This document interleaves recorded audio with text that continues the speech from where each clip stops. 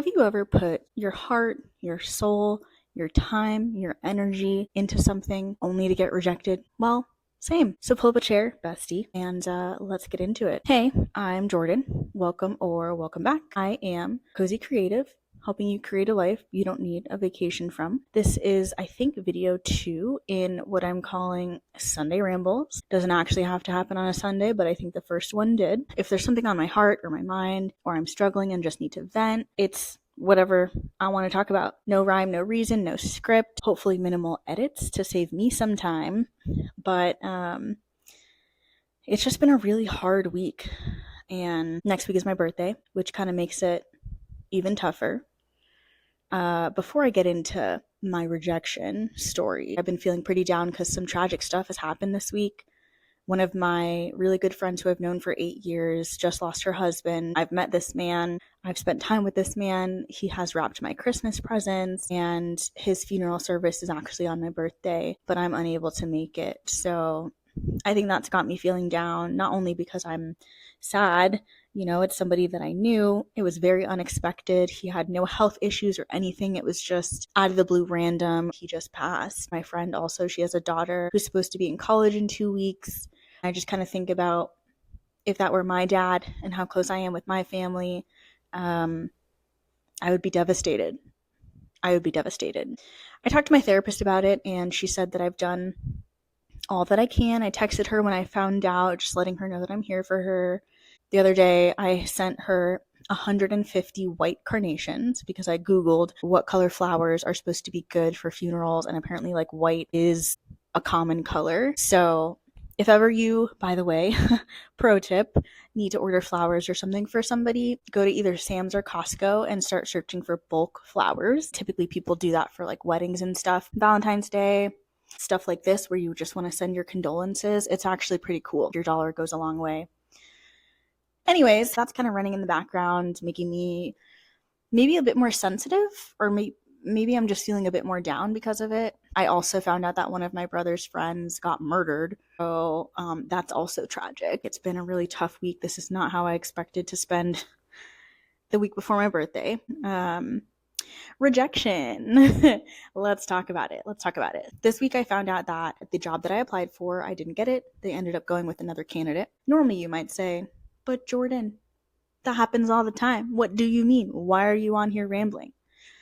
Well, this is the second job, identical jobs, that I applied for at this company. I applied for one a year ago, maybe around the fall, found out I didn't get it. It's okay, it happened. I did my best. I put my best foot forward. I researched, I networked, I called somebody who I used to work with, who I know now works there, got some tips. I went into the office when I didn't even need to just make sure that I, again, was putting my best foot forward, to meet the director of the team that I would have been working on. Found out I didn't get it. It hit me hard. I actually thought that I was over it. And then, a month after it happened, I realized I was still upset about it. Sometimes we put all of our hopes and, I don't know, dream sounds too dramatic, but just expectations maybe into something, especially when you know that you've spent hours researching. I updated my resume twice. I called everybody who I knew I needed to call. I researched, prepped my interview questions, practiced, I did everything. I did everything right. And I still didn't get it. Fast forward to this week where I applied to a job that was similar, just with a different hiring manager or a different group. Also, didn't get it. Also spent hours and hours and hours researching, doing my resume, making sure my LinkedIn profile was updated, researching the company, practicing my interview questions. I mean, you name it, I did it. And I really thought I was going to get it because I thought, hey, the recruiter remembered me from last year. When I reached out to her, she immediately called me to tell me about the role and to move me to the interview with the hiring manager.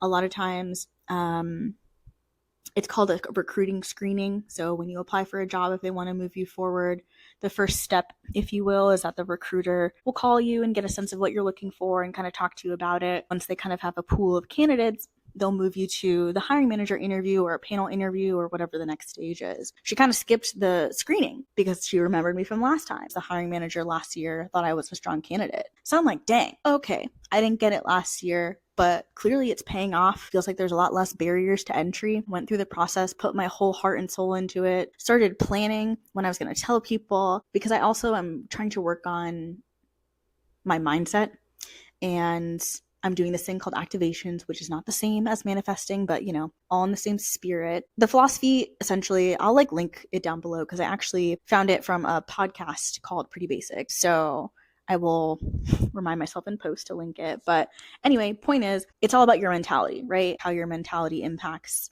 the way that you move in the world and your frequency and stuff like that. I'm sitting here in this process, operating from a high frequency, right? I'm telling myself everything I want is already on its way to me. I literally made a Notion page for this job so I could keep track of my questions and stuff like that in my notes.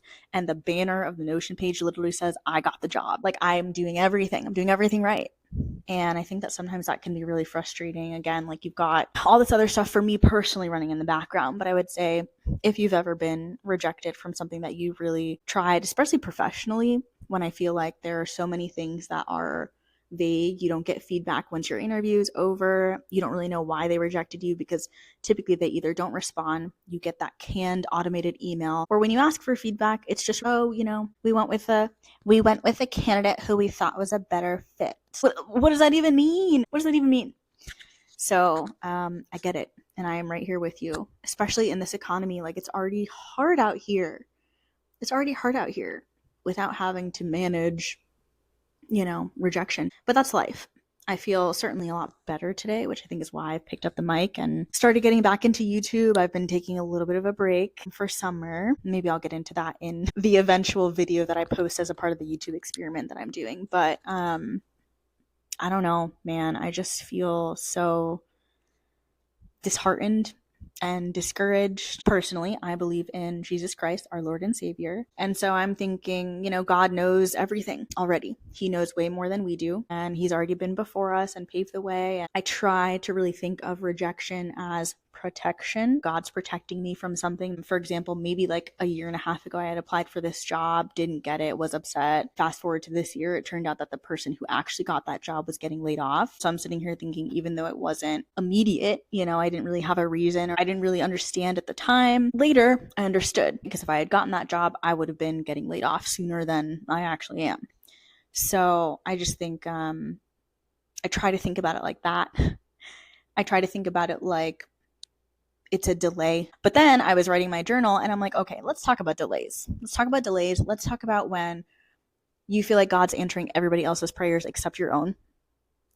And if I'm traveling somewhere, if I'm going on vacation, going to see family, whatever, and I'm in the airport and my flight gets delayed, I know that I will eventually get on the plane and get to where I'm getting, right?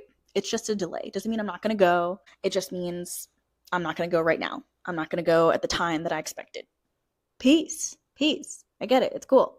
But I'm still going to go. Sometimes with delays, it's like, dang, I did everything right, made sure that I was praying and really made sure, look, God, if this is your will, let it be. And again, things typically in my life that are easeful or that kind of happen as coincidence, that typically is a sign generally for me that God's got his hand in it. The job last year, didn't get it.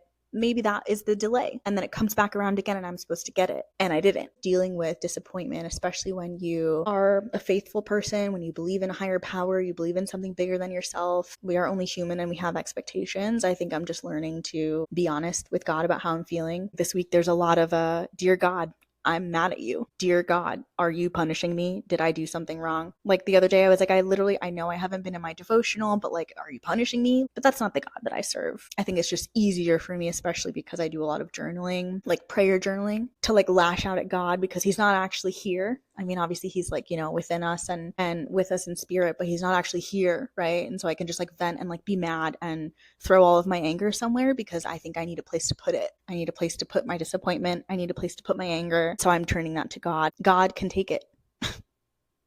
God can take it. He can handle it. And honestly, he wants to. He wants to take that from us. I need to get better at giving those things over to him, not just the, hey, everything's going well and I love you so much. Thanks, God. My life is amazing. But hey, man, I'm struggling. and I'm super disappointed. Why didn't you show up for me? There's a lot of angry prayer journaling. If you are going through something similar, especially if it's professional rejection, but it doesn't have to be. Friendship breakups suck. Regular breakups suck. If you've lost somebody recently, if you're dealing with a different type of disappointment, if you thought something was going to happen and it didn't, something didn't go the way that you had planned, I get it. And you're not alone. So I think that's also why, as I'm sitting on the floor, I just wanted to come on here and yap and ramble, because I don't think that I feel alone, but I do think with some of my support systems, I get the classic, like, keep your head up, keep it moving, on to the next one. You know, what's for you is not going to pass you by. Like, God's got you, whatever. Those things are true.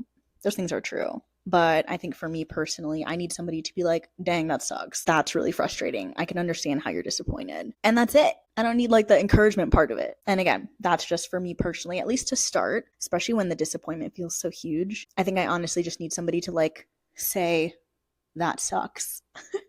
And like commiserate with me. Then we can get to all the like supportive, encouraging stuff, you know? It's obviously not the first time in my life that I've been disappointed. It won't be the last. Run closer to God when all I really want to do is run away because I'm mad, right? I'm like a child who didn't get what they wanted from their parent. And so prayer journaling has been helping. Self-reflection has been helping in terms of just, if the people around me or my support systems can't give me what I need, how can I give me what I need? What's been tough for me this week, again, in addition to all of the tragic things, is just I had a moment where I didn't want to do anything.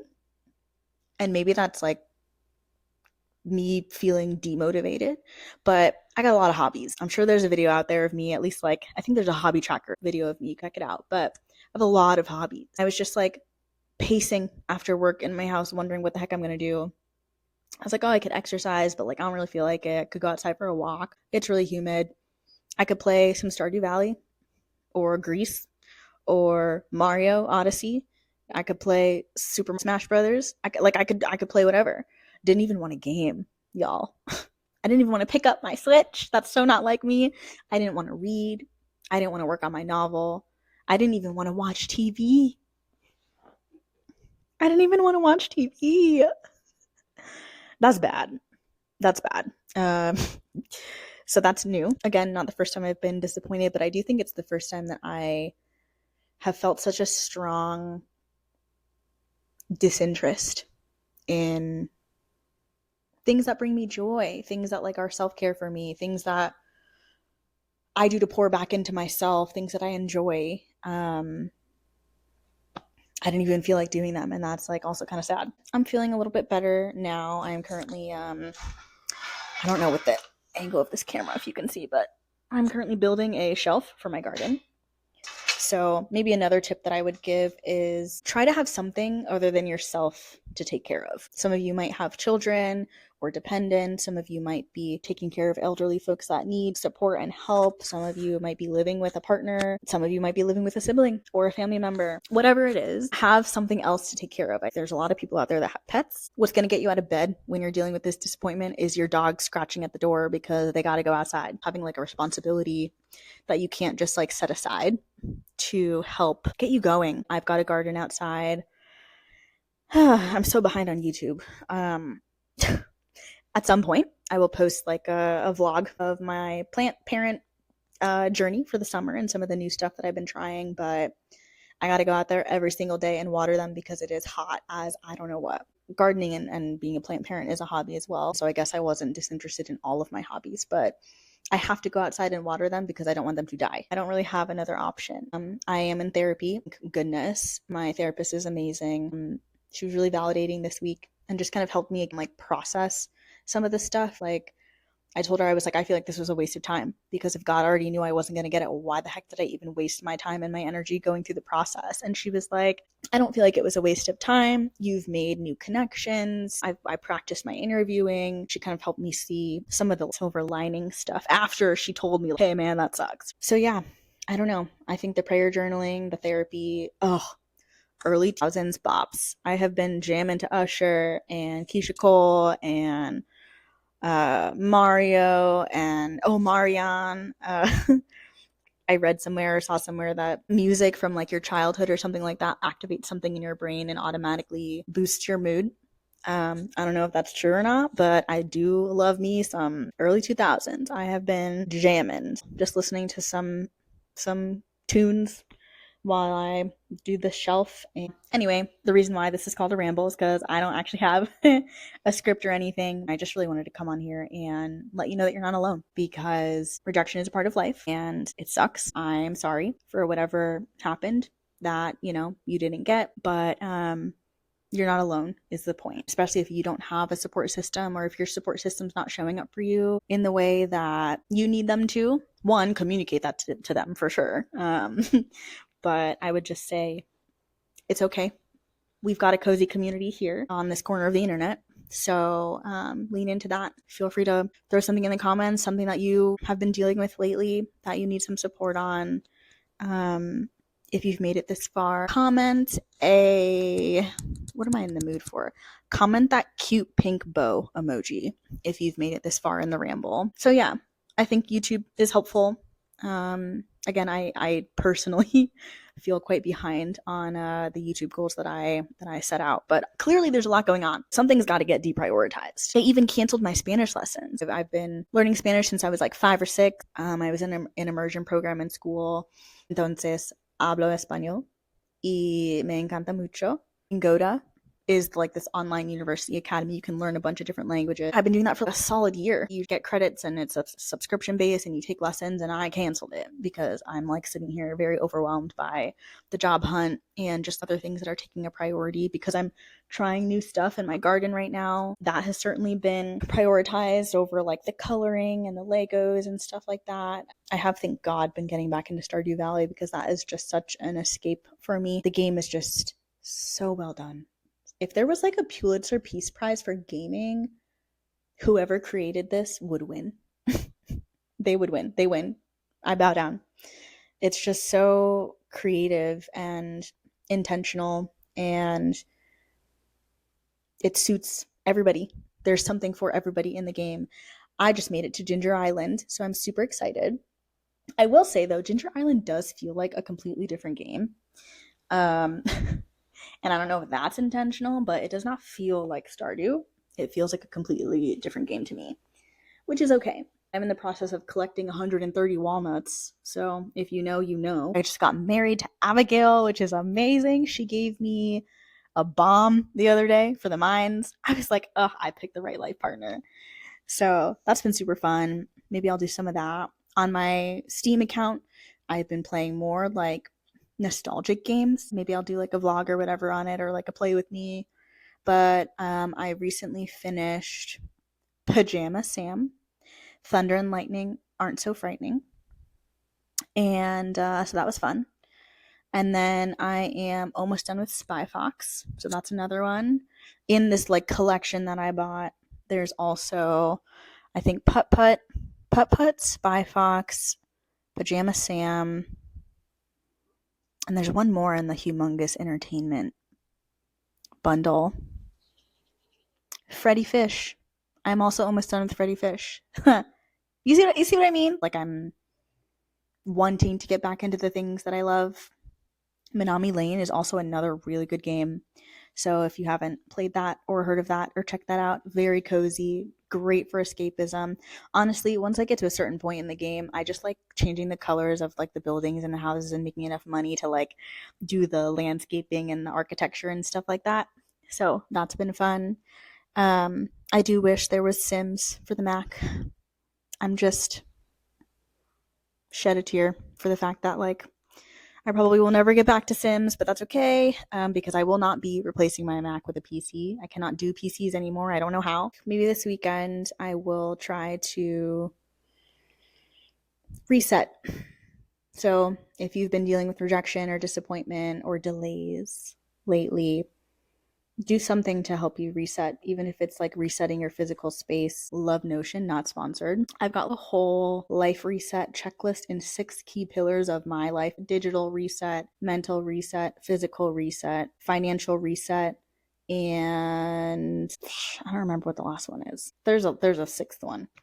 Oh, routines. Resetting your routines. That might be a good one. if you're trying to bounce back from disappointment or rejection, is just kind of evaluating your routines and trying to see where you can bake in more space for like processing your frustration and your disappointment, and like leaving space for that feeling and like actually feeling that feeling. And I know it sucks and it hurts and it's uncomfortable. It's been helping me to like name the thing I'm feeling and like sit with the thing. And sometimes it takes longer than we think to get over rejection, and that's okay. You just gotta take it one step at a time and give yourself some grace. Stay tuned for the next YouTube experiment video where I'll talk about this a little bit more. But I think for me personally, a lot needs to change in terms of my expectations for myself as a YouTuber. One of the things that I'm working on is not feeling like all of my videos need to be like an hour.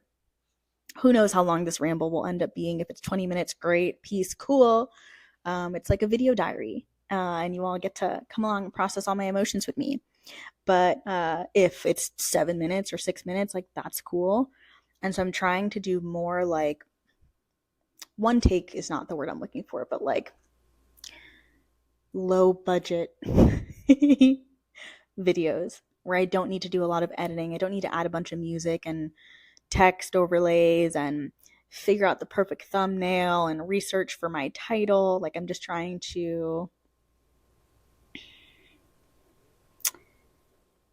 meet myself where I'm at. And right now, this type of content is what I need. There are a couple of things that I want to post that I am excited about and looking forward to. Maybe I'll get around to it. Maybe I won't. I want to post and edit my vlog so you all can see all the cool stuff I've got going on in my backyard. I went to New York City recently to celebrate a friend's birthday. I went to high tea, which I've never done something like that in my entire life. So it's like the whole experience and the whole journey there. Like I want to like put all my footage in to Riverside and do my vlog for that. I scripted like a stop saving things for special occasions, which that could be a Sunday ramble, but I scripted it because there's like some points that I like actually want to make, not off the dome. So maybe that'll come out at some point. Definitely more writing vlogs, because that challenge that I did really set me up for success this year. My goal is to go on submission in October, to take my finished revised novel, send it to agents, and like essentially ask them if they want to represent me. And that is a big deal for me. I've done it once before. I think I got maybe 2 responses back, one of which the lady gave me such good feedback. And so I'd asked her, listen, if I like revise my novel, can I query you again at some point in the future? And she said yes. Now, this was maybe 18 months ago, but fall is typically a good time to go on sub, because the industry schedule follows like a school schedule, if you will. So things start to slow down in like November, December. But I'm certainly not ready to go on sub in September. And who knows what the summer holds, you know? Hopefully less disappointment. We're going to use our activation techniques, and there will be a lot less disappointment this summer and more time for the things that we love and enjoy. So yeah, I think that's it for me. I'm going to go finish building this shelf and decide what game I want to play. And also, I'm behind on Ginny and Georgia. I want to rewatch The Summer I Turned Pretty, because I think the new season's coming out soon. There's like, okay, I'm going to go. I'm going to wrap, I promise. I have never watched Desperate Housewives with Eva Longoria, and I am watching it for the first time. I think I'm on like season 5 or something. It is such a cute show. They have really perfected that balance of like, there's some sort of mystery in the neighborhood that we're trying to solve because, you know, somebody died and we're trying to figure out how, with like the comedic relief of like a sitcom without the claptrap, thank goodness. The character development, the friendships, like it's so old, and you can so tell with all of the low-rise jeans that I'm seeing in the series. But I'm watching that. I'm watching Better Call Saul. I'm typically not somebody who's jumping on the trends. Like, I'm not watching The Bear, even though I heard it was really good and everybody and their brother has been watching it. I almost like get disinterested once there's like too much hype and like too much buzz around it. I saw something the other day, and I guess it's a movie or something that just came out, and people are like crying, and there's this song where it's like something Born to Be, If you know, you know. It's out there somewhere on the interwebs. There's a lot of content, movies, TV shows, comfort shows, Once Upon a Time, Pirates of the it's really Caribbean, and we all know that for this movie trilogy. Or I think there's 5 movies, but the first like 2 were kind of the best ones. For this, Pirates of the Caribbean, Pirates of the Caribbean.